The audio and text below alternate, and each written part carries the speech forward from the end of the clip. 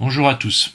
Dans cette vidéo, on va voir et corriger le sujet de mathématiques du brevet série professionnelle de juin 2018 qui est tombé en métropole. Donc comme à chaque fois sur les vidéos de correction, on va passer en revue les différentes questions et voir ce qu'il fallait répondre pour avoir tous les points. Donc on commence avec le premier exercice.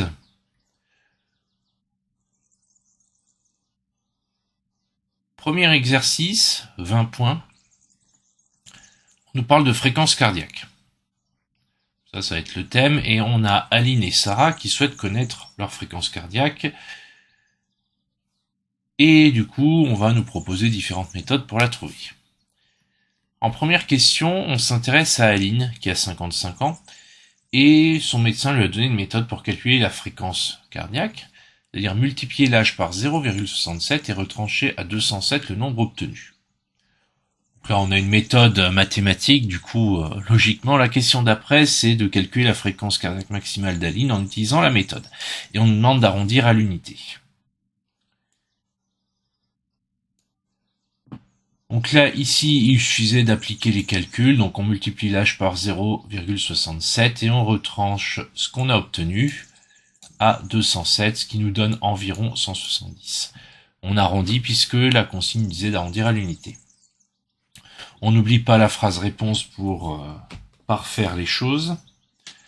Donc la fréquence cardiaque maximale d'Aline est 270 battements par minute. Ça, pas trop dur, on applique ce qui est dans l'énoncé. Si on a sa calculette comme est autorisé, ça ne posera pas de problème particulier. Un petit peu plus dur, la question 1.2, là j'ai noté X, choisir et recopier la formule qui traduit la méthode utilisée par Aline pour son calcul.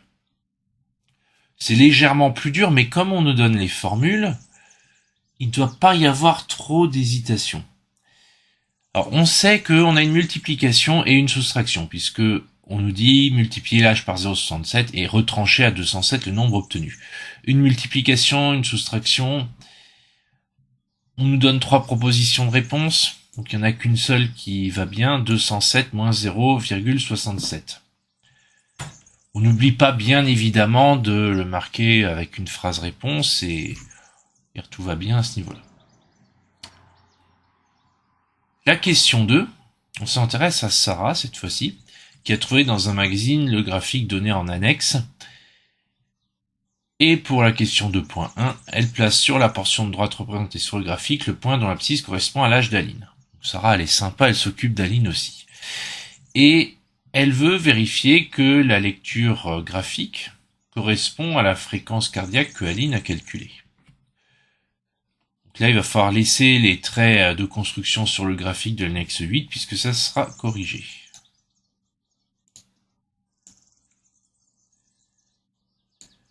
Donc ici, c'est le trait de construction violet qui nous intéresse. Donc on part de l'âge, on monte et on va lire et on trouve bien 170. Donc il suffit de dire simplement que la valeur lue sur le graphique confirme le calcul. Et dans ce cas-là, on a les points, si tant est qu'on a bien mis les traits de construction sur le graphique. Il ne faut vraiment pas les oublier, ça.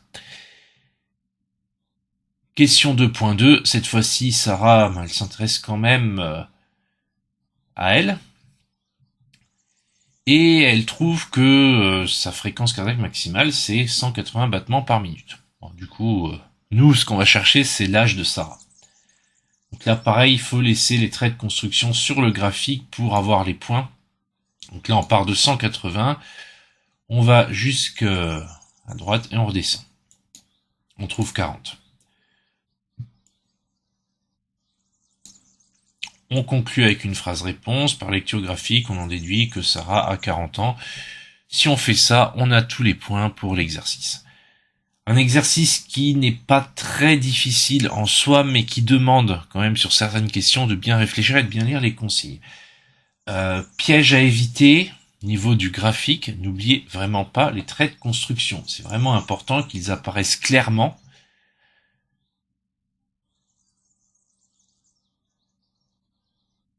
Ensuite, Deuxième exercice, encore une fois sur 20 points.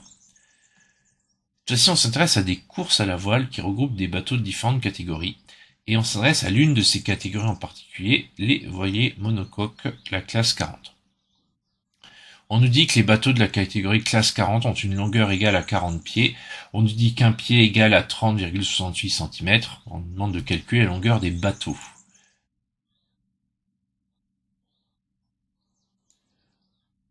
Donc on multiplie tout simplement 40 par la longueur. Alors ici dans le calcul, 0,3068, c'est directement nos 30,68 cm convertis en mètres, ce qui nous permet d'avoir directement le résultat en mètres. Vous pouvez très bien multiplier 40 par 30,68, obtenir le résultat en centimètres, puis ensuite le convertir en mètres. L'un comme l'autre, ça marche bien. On nous demande d'arrondir en centimètres. Ça veut dire 2 chiffres après la virgule si on s'exprime en mètres, ou alors à l'unité si on reste en centimètres. Ça, encore une fois, c'est suivant votre façon de rédiger. Attention toutefois, on nous demande de déterminer en mètres, donc forcément votre réponse doit être en mètres. Donc à un moment donné, la finalité, en tout cas dans votre phrase de conclusion, vous devez exprimer la longueur des bateaux en mètres, donc 12,27 mètres. Après, vous faites dans l'ordre que vous voulez, vous faites la conversion avant, après, ça c'est vraiment au choix, c'est vraiment simplement à la fin, résultat en mètres, arrondi au centimètre près. Donc 2 chiffres après la virgule. Ensuite, deuxième question, on nous parle des voiles de ces bateaux. Donc l'une des voiles autorisées est le génois, comme sur le schéma.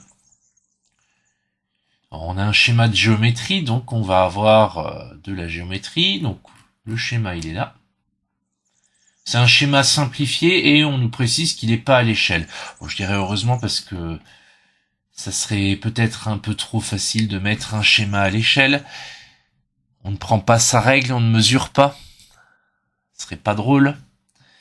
On fait les calculs. Ou on raisonne avec les données géométriques. La première question de cette deuxième partie d'exercice, la 2.1, montrait que les droites BF et CE sont parallèles. Alors là, on peut se compliquer la vie ou on peut se rappeler que deux droites perpendiculaires à une troisième droite sont parallèles entre elles, ce qui du coup nous donne directement la réponse à condition de bien rédiger. Il faut bien dire que BF et CE sont toutes deux perpendiculaires à AD, et du coup, deux droites perpendiculaires à une même droite sont parallèles entre elles. Donc BF est parallèle à CE. Là, on a une réponse qui utilise une propriété géométrique. Pas besoin de calcul. Ça marche très bien. Le piège avec ce genre de schéma, c'est de partir sur le théorème de Thalès, mais utilisant le théorème de Thalès et plus exactement sa réciproque, vous seriez vite à court de données chiffrées, ce qui ne permettrait pas d'aller jusqu'au bout. Donc, quand vous voyez sur ce genre de choses que votre raisonnement commence à partir dans des calculs qui n'arrivent pas à se conclure parce qu'il vous manque des données, c'est souvent qu'il y a d'autres solutions pour arriver à avancer.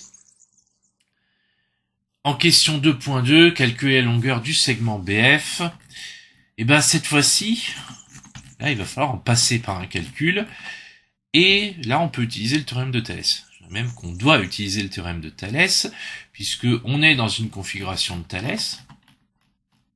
Donc on a les droites parallèles, pour ça qu'on l'a vérifié en question de 1. On a les points alignés, donc on a tout le loisir d'utiliser notre configuration de Thalès et d'écrire l'égalité des rapports de Thalès pour ensuite en arriver à faire un produit en croix pour trouver BF à 2,95 mètres. Donc la question 2.2 était pas particulièrement dure à partir du moment où on pensait utiliser le théorème de Thalès et on l'appliquait correctement. C'est sûr que si on n'avait pas cette idée-là ou qu'on partait dans une mauvaise direction, ça pouvait vite devenir très compliqué. La question 2.3, calculer au mètre carré près la surface de la voile. Alors on a un triangle, on pourrait être tenté de se dire la hauteur c'est AE, on multiplie la hauteur AE par la base DE. Le problème c'est qu'ici on n'a pas d'angle droit. En tout cas, on ne sait pas si l'angle est droit. Du coup, on ne peut pas utiliser la formule là. Par contre, on peut voir une autre hauteur si on prend le schéma dans l'autre sens, en prenant la hauteur CE et la base AD. Et là, ça marcherait. Ce base fois hauteur divisé par 2, ça fonctionne pour tous les triangles. Il faut juste être sûr de votre coup, d'être voir bien la base et bien une hauteur. C'est vraiment important. Sur un schéma qui n'est pas à l'échelle, si vous n'avez pas le symbole angle droit qui vous indique que c'est un angle droit, partez du principe que l'angle n'est pas droit. Donc en utilisant comme base AD comme hauteur CE, on a la formule pour l'air, base fois hauteur divisé par 2, qui nous donnera 13,609 fois 5,9 divisé par 2, environ égal à 40 mètres carrés, donc l'air de la voile est environ de 40 mètres carrés. Voilà qui conclut ce deuxième exercice essentiellement de géométrie. L'exercice 3 sur 21 points, on nous propose 3 situations indépendantes accompagnées d'une affirmation. Pour chacune des affirmations, dire si elle est vraie ou fausse en pensant à justifier. Donc il ne s'agit pas de dire vrai-faux au pif, il s'agit surtout d'expliquer vos réponses.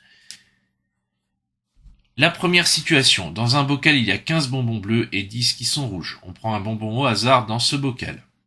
L'affirmation, c'est qu'il y a 60% de chances que le bonbon soit bleu. Voilà, il va falloir calculer la probabilité en pourcentage d'avoir un bonbon bleu. Donc pour ça,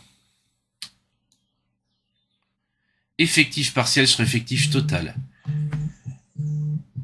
L'effectif partiel, c'est 15, le nombre de bonbons bleus. L'effectif total, c'est 15 plus 10, c'est-à-dire 25, nombre de bonbons qu'on a en tout. 15 sur 25, ça donne 0,6, ça nous donne bien 60%.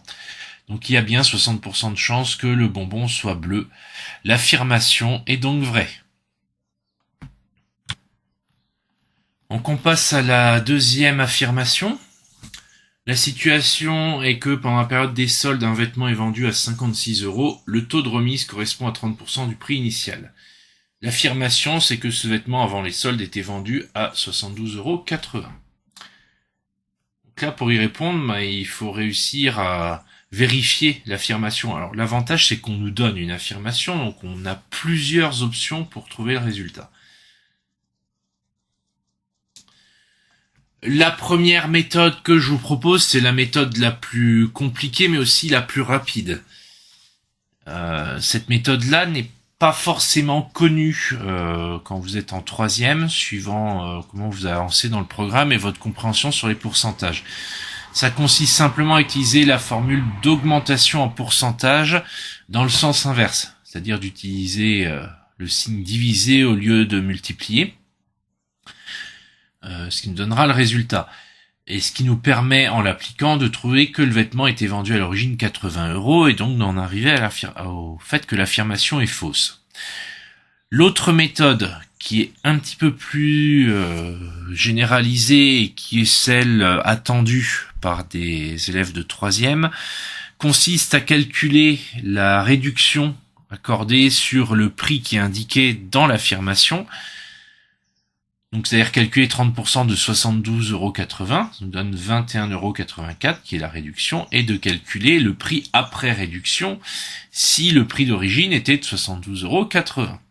Et en l'occurrence, on trouve 50,96 €, la méthode qui est indiquée en vert ici, ce qui nous amène aussi à la conclusion que l'affirmation est fausse. Les deux techniques fonctionnent. À partir du moment où c'est justifié et que vous en concluez que l'affirmation est fausse, tout va bien. La dernière situation, c'est du jardinage. Un jardin de 50 mètres carrés est aménagé selon les proportions suivantes. Donc un demi à la culture de légumes, un dixième à la culture de plantes aromatiques et un quart du jardin occupé par une serre servant au semis. Le reste est occupé par des fraisiers. L'affirmation, c'est que les fraisiers occupent 3/20 du jardin. Bon là clairement on a une somme avec des fractions à faire. Pour quelqu'un qui maîtrise les fractions, c'est simplissime. Pour quelqu'un qui ne les maîtrise pas, ça devient très vite la galère. Une addition avec des fractions nécessite de mettre toutes ces fractions au même dénominateur, donc de mettre sur 20. Pourquoi sur 20? Parce que on cherche à savoir si les fraisiers ils occupent 3/20 du jardin. Et qu'en plus, 20 en l'occurrence est le seul dénominateur commun utile et facile d'utilisation pour les trois là. On pourrait mettre sur 40, sur beaucoup plus, mais ça sert à rien. Donc on se contente 20, plus petit dénominateur commun, c'est la méthode. On l'applique. Donc le 1/2 devient 10/20, le 1/10 devient 2/20 et le 1/4 devient 5/20. Là, on peut faire l'addition, on trouve 17/20 de surface utilisée. Et donc ce qui reste, les 3/20 qui restent, c'est pour les fraisiers. Affirmation vraie. Pour cet exercice, c'est tout. 3 situations, on les a vues. Donc maintenant, on passe à l'exercice 4. L'exercice 4 sur 24 points, c'était l'exercice avec le plus de points, mais pas forcément le plus délicat à faire. C'était peut-être un tout petit peu plus long en termes de temps, mais rien d'insurmontable. Donc dans cet exercice, on étudie la situation d'une commune qui décide d'installer de grandes jardinières en bois en forme de pavé droit sur sa place principale. Donc elle a choisi différents articles.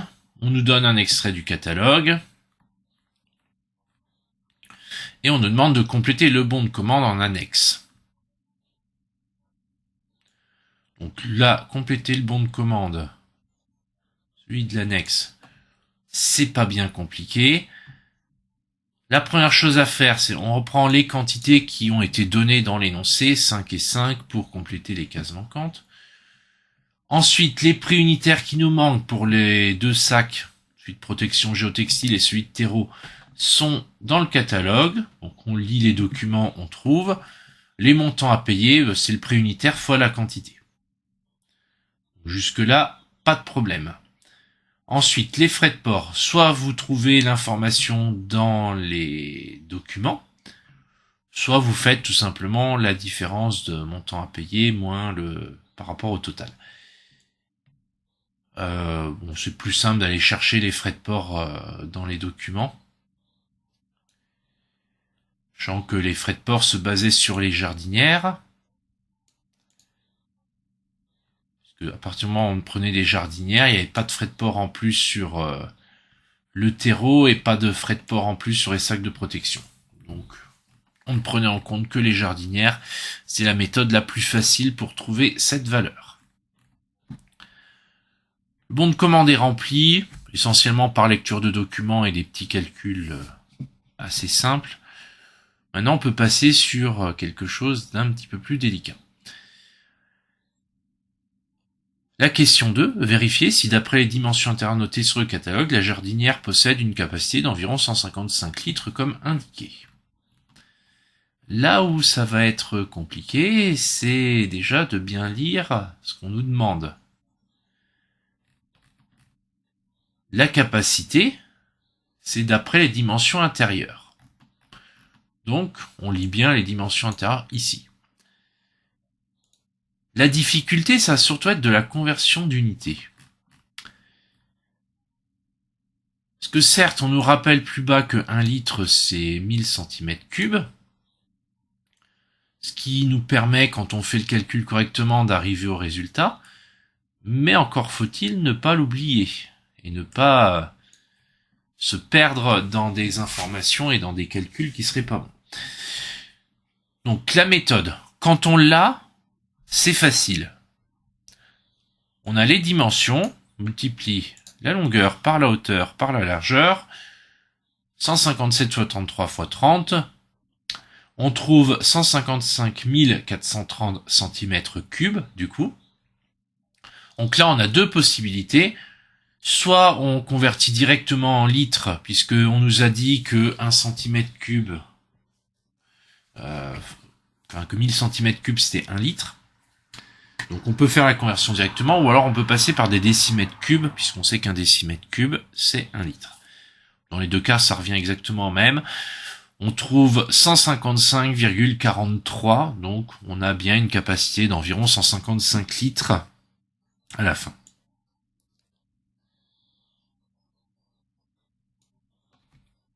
Encore un tout petit peu plus dur, mais toujours faisable. La commune achète 10 sacs de terreau, elle souhaite remplir complètement les 5 jardinières, cette quantité est-elle suffisante? Donc là, on est face à la question du sujet qui était certainement celle qui demandait le plus de réflexion et qui demandait de mener le raisonnement le plus complet possible. Pourquoi? Parce qu'il fallait vérifier deux choses, faire deux calculs et faire une comparaison à la fin. En termes calculatoires, c'était pas difficile. Par contre, en termes de raisonnement, il fallait penser à tout. Il fallait d'une part vérifier le volume total de terreau acheté. 10 sacs de 70 litres, 700 litres. Okay, donc la commune, elle a 700 litres de terreau. Il fallait vérifier aussi la capacité totale des jardinières. Une jardinière, 155 litres. 5 jardinières, 155 x 5, 775 litres. Quand on a trouvé ces deux résultats, ça devient facile pour dire si oui ou non on a assez de terreau. Parce qu'en l'occurrence, 700 litres de terreau pour une capacité de 775 litres, il n'y a pas assez de terreau. La seule difficulté sur cette question-là, c'était vraiment le raisonnement, penser à faire la comparaison. Il n'y avait rien dans l'énoncé qui nous poussait à faire tous ces calculs.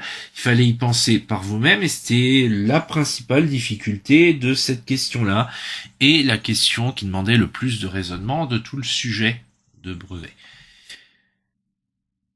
Une fois qu'on a fait ça, on a terminé l'exercice. Il nous reste à passer sur le dernier exercice, l'exercice 5, qui était un exercice qui portait sur Scratch, mais qui pour autant n'était pas particulièrement difficile dans le sens où la plupart des réponses se lisaient dans les documents. La situation, c'était que pour gagner le trésor, le choix doit récupérer les 3 clés ouvrant la serrure. Il circule sur la ligne au centre de chaque allée. Le chat, il est là, il va se balader sur la ligne au centre dans les allées pour essayer de récupérer les clés.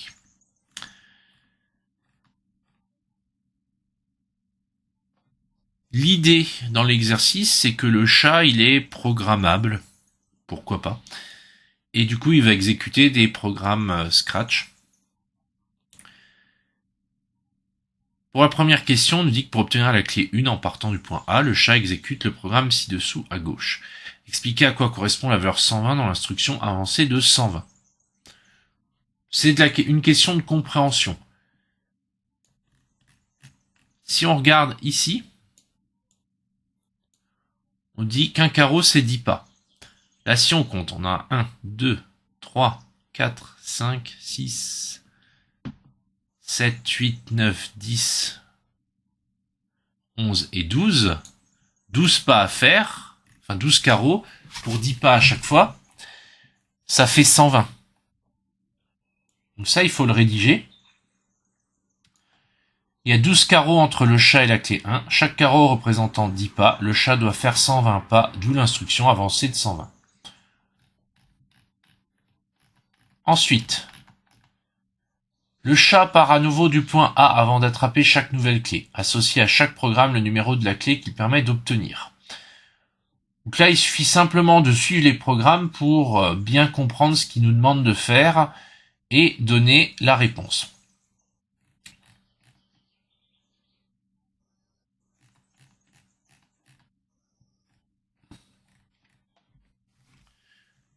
La réponse était que le programme B permet d'obtenir la clé 3 et le programme C permet d'obtenir la clé 2.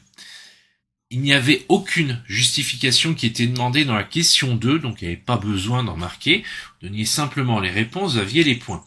Maintenant, pour aller un peu plus loin et bien comprendre pourquoi le programme B permet d'obtenir la clé 3 et pourquoi le programme C permet d'obtenir la clé 2, on regarde les programmes. Avancée de 60, tournée de 90 degrés. On avance de 60, on tourne de 90 degrés. Donc on tourne dans cette direction-là. Donc on va partir par là. Après on retourne et on remonte. C'est ce que nous dit le programme dans les instructions.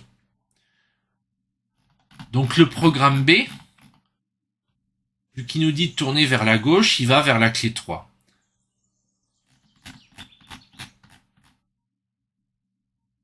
En plus, l'autre élément C'était dernière ligne. Avancée de 30, avancée de 40 permettait de distinguer les deux. Parce qu'à partir du moment où on est là, on avance de 30 pour aller jusqu'à la 3. À partir du moment où on est ici, on avance de 40 pour aller à la clé 2. Donc on avait vraiment deux éléments qui permettaient de distinguer les deux programmes. La dernière question, une fois les 3 clés obtenues, le chat revenu au point A doit partir pour ouvrir le trésor. Quelle instruction du programme C est à modifier pour atteindre le trésor? Précisez le changement à effectuer. On regarde une dernière fois notre schéma. Donc le trésor, il est ici. Il est à l'opposé de la clé 2. Donc ce qui veut dire que le chat, il va partir de la même façon. Sauf qu'au lieu de monter là, il va descendre pour aller jusqu'au trésor. Donc qu'est-ce qu'on va devoir modifier dans ce programme C? C'est à la fin. Soit on va modifier la ligne ici, pour changer le sens de rotation, pour le faire tourner vers le bas. Soit on le fait tourner de la même façon, et au lieu d'avancer, on le fait reculer. Ça reviendra au même. Donc en termes de rédaction, vous pouvez soit répondre comme ça a été marqué en violet, soit aussi dire qu'on change l'instruction avancée de 40 en dernière ligne par reculer de 40, ou éventuellement avancer de moins 40, ce qui revient au fait de reculer. Donc voilà pour cette correction de ce sujet. Alors comme souvent sur des sujets de brevet série professionnelle, il n'y a pas de grosses difficultés calculatoires. Par contre, il faut vraiment bien lire le sujet, bien lire ce qu'on nous demande, bien comprendre ce qui est demandé pour pouvoir avoir les bonnes réponses. Prenez le temps de lire les questions, prenez le temps de bien réfléchir. Si vous avez un minimum de connaissances sur les différents chapitres vus en troisième, c'est des sujets qui ne devraient pas vous poser de problème. Si en revanche vous bloquez là-dessus, ciblez les chapitres que vous devez revoir pour les retravailler, et une fois que vous les aurez retravaillés, normalement, le sujet là, vous serez en mesure de le faire. C'est maintenant la fin de cette vidéo. Comme souvent, si vous avez des questions, je vous invite à les poser en commentaire. J'y répondrai avec plaisir. Et sinon, je vous dis à très bientôt.